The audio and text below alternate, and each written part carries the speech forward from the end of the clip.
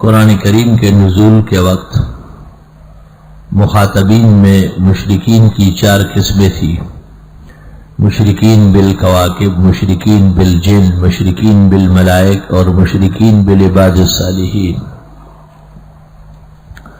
عباد الصالحین میں 2 طبقے ہیں، ایک انبیاء کا جن میں عزیر اور عیسیٰ علیہ السلام سر فہرست ہے، جن کی خوارق عادات اور بین معجزات دیکھ کر بعد میں آنے والوں نے ان کی الوہیت یا ابنیت اور جزئیت، اللہ تعالیٰ کی خدائی میں تصرف اور شراکت کا نظریہ اختیار کیا ہے۔ یہاں یہ بات یاد رہے کہ مشرکین نے کبھی بھی یہ تسلیم نہیں کیا کہ وہ مشرکین ہیں، وہ اپنے آپ کو حنفاء اور ابراہیمی کہا کرتے تھے۔ یہود نے بھی یہ تسلیم نہیں کیا کہ ہم عزیر علیہ السلام کو الہ سمجھتے ہیں، اور نہ عیسائیوں نے آج تک تسلیم کیا کہ وہ حضرت عیسیٰ علیہ السلام کی الوہیت کے قائل ہیں اور ان کا پوجا کرتے ہیں۔ ان کا برتاؤ ان بزرگوں کے ساتھ وہ اس ڈھب اور طرز کا تھا۔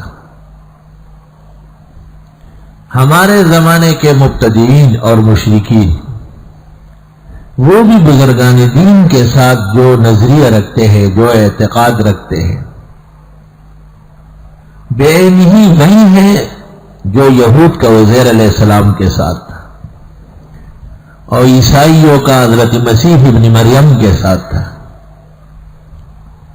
اور مشرکین مکہ کا ملائکۃ اللہ اور عباد اللہ الصالحین کے ساتھ تھا۔ تفسیر کبیر میں سورۃ یونس کے اندر وَيَعْبُدُونَ مِن دُونِ اللَّهِ مَا لَا يَنفَعُهُمْ وَلَا يَضُرُّهُمْ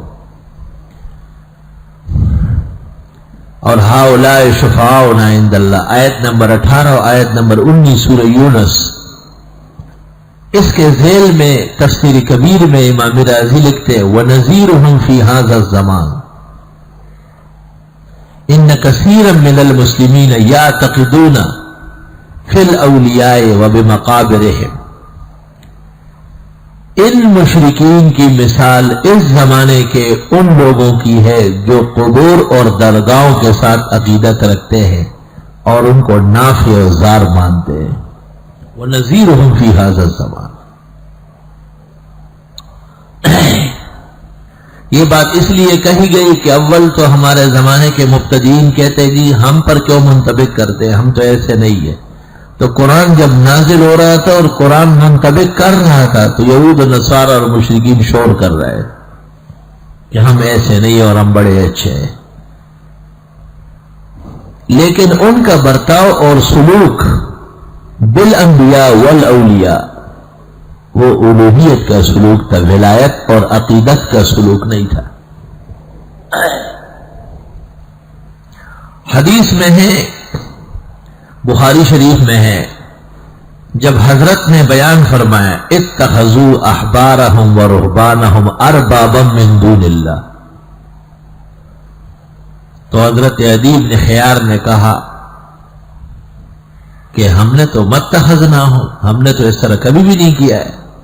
تو آپ نے ان سے دریافت فرمایا کہ ان کی تحلیل سے حلال اور ان کی تحریم سے حرام کا نظریہ رکھتے تھے، کہاں؟ یہی تو ان کو خدا سمجھنا ہے، یہی تو الوہیت کا اندیہ ہے۔ پہلے طبقے میں پیغمبر ہے، ان کا عجز اللہ نے بیان فرمایا کہ دوسروں کے الہ و معبود وہ کیسے بنے، وہ خود بے بس ہے اور اللہ کی مدد و نصرت کے محتاج ہے،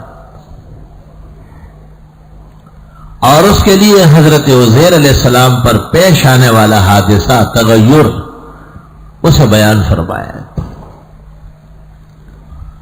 اور حضرت عیسیٰ علیہ السلام اور ان کی والدہ کی پریشانیاں اور صدمے وَبِكُفْرِهِمْ وَقَوْلِهِمْ عَلَى مَرْيَمَ بُهْتَانًا عَظِيمًا، کہ وہ تو خود عمر بھر صدموں سے چور چور دے، تہمتوں سے اور پریشانیوں سے نہایت حزین اور رنجیدہ تھے، انہیں تم نافع و زار کیسے سمجھتے ہو؟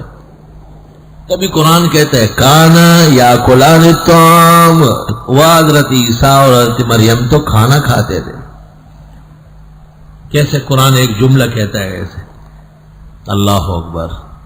ایک تو اس جملے میں بلاغت بہت زیادہ ہے، دوسرا ایک جملہ ہے لیکن ایک سمندر کو اپنے اندر لیا ہوا ہے.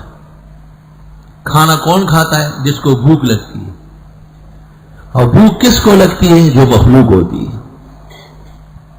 اور جب بھوک لگتی ہے تو پیاس بھی لگے گی.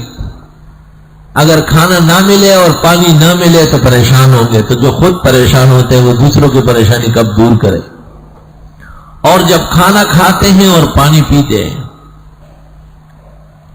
تو پھر کھانے اور پانی کے ہضم ہونے کے بعد ان کے خروج کی بھی ضرورت پیش آئے گی.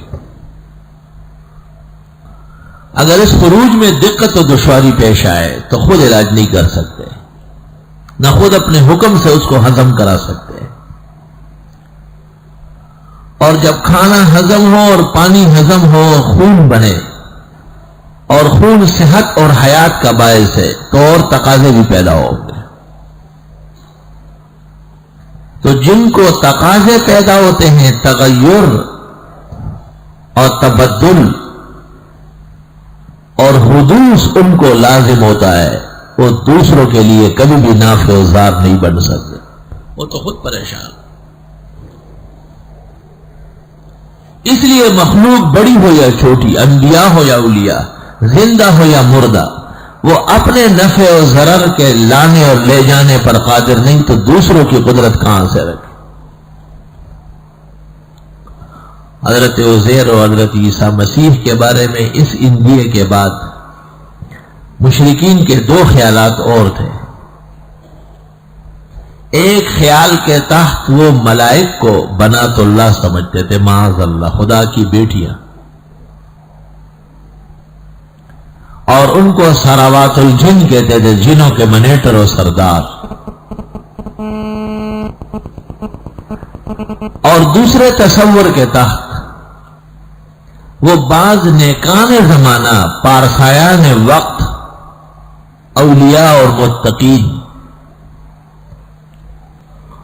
انہیں معبود سمجھنے لگے تھے. اور وہ یہ سمجھتے تھے کہ ہم تو عقیدت رکھتے اور محبت رکھتے ہیں، نیک لوگوں سے جتنی محبت کی جائے وہ کم ہے.